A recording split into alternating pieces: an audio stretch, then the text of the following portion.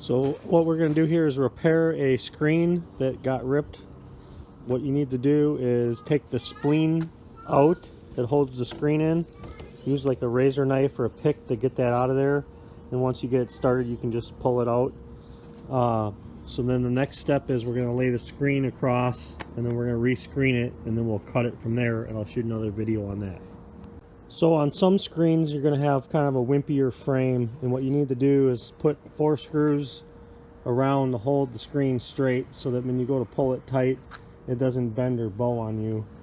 What I usually do is do the first 2 sides to make sure the screen is straight when you do it, and then on your last one you can pull it a little tighter to get it to stiffen it up, and then you're going to run around the screen with a razor knife and cut off all your excess.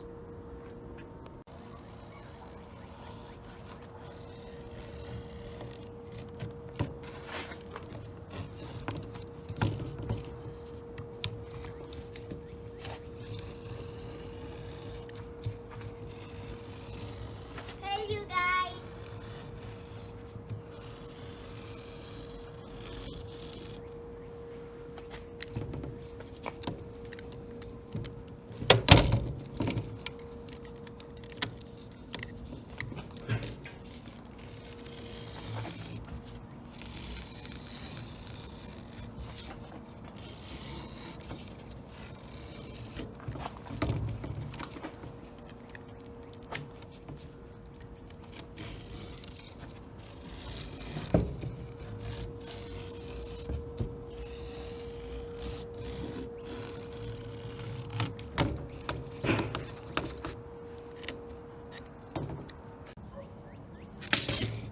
And that's how you rescreen a screen. You just take the spleen out, lay the new screen over the top of it, and you cut off your excess.